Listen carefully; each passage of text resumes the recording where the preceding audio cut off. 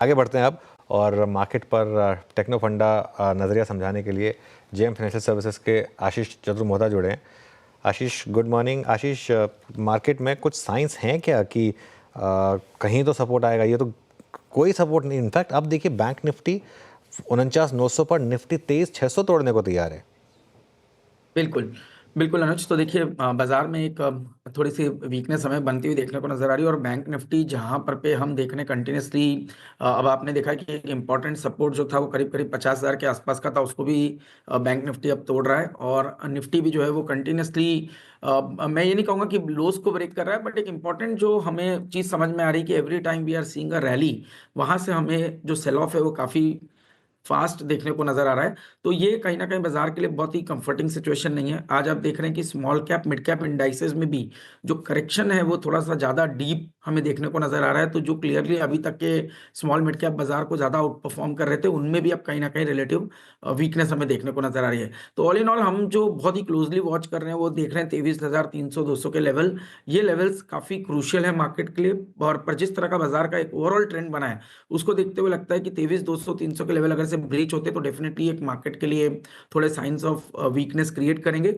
हालांकि हम कोई बहुत बड़ी जंप इन वोलेटिलिटी नहीं देख रहे हैं। हमारे पास कोई ऐसा अभी इमीडिएट ग्लोबल इवेंट नहीं है जो ये बताया कि बाजार के अंदर में इमीडिएटली कोई बड़ा सेल ऑफ बनेगा। इनफैक्ट आप देखिए इंडिया विक्स भी मोटा मोटी आज के डेट में काफी स्टेबल है। तो इसको देखते हुए लगता है कि 23,300 एक इंपॉर्टेंट सपोर्ट की तरह काम करेगा। But at the same time ऊपर में भी बाजार में एक कहीं ना कहीं प्रेशर रहेगा। और जब तक बजट नहीं आता, मुझे नहीं लगता कि कोई बड़े अपसाइड बाजार के अंदर में बनेंगे। तो ये बाजार मुझे कंप्लीटली रेंज बाउंड लगता है बिटवीन 23,200 300 टू 24,200 ब्रॉडली। 900 से 1000 पॉइंट की रेंज आने वाले कई समय तक बाजार में बनी रहेगी। ओके, चलिए, तो ये बात होगी बाजार की रेंज की। स्टॉक स्पेसिफिक कोई ट्रेड है क्या आपके पास? तो हम थीम्स पे प्ले कर रहे हैं काफी अनुज। और जो 3-4 थीम्स है जो हमें काफी इंटरेस्टिंग लगती है, हम उस पर डिस्कस करेंगे।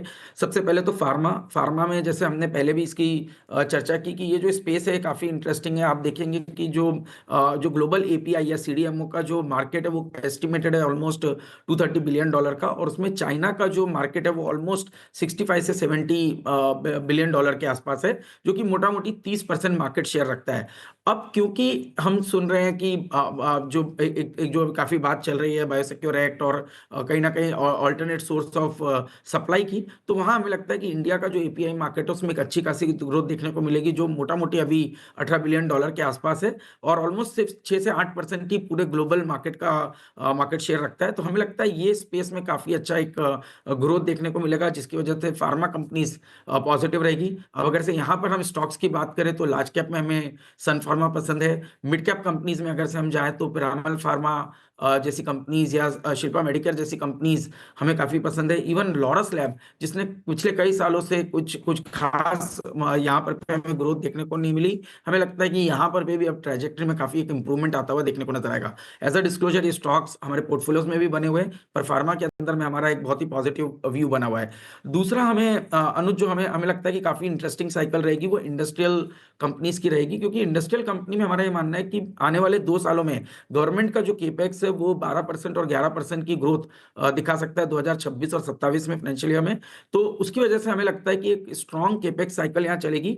और इंडस्ट्रियल ऑर्डर बुक जो आप है वो आप देखेंगे आने वाले 4 सालों में मोटा मोटी 15% केगर यहाँ पर ग्रोथ देखने को नजर आएगी, जो कि पिछले मतलब आप समझे 13 से लेके 21-22 तक अगर से आप इसी ऑर्डर बुक को देखें तो ये 8% से ग्रो हुई थी। जहां पर हमें लगता है सिग्निफिकेंट एक्सेलरेशन देखने को नजर आएगा। उसका बेनिफिट पूरी केपेक्स रिलेटेड साइकिल में स्टॉक्स के अंदर में रहेगा। बट उसके लिए बजट बजट का लोग वेट कर रहे हैं, बजट में किस तरह की कमेंट्री आती है, किन सेक्टर्स पे काफी फोकस होता है। बट डेफिनेटली मुझे लगता है केपेक्स साइकिल में अच्छा देखने को नजर आएगा। और उसमें एलएनटी हमारी एक टॉपिक रहेगी लार्ज कैप के अंदर में।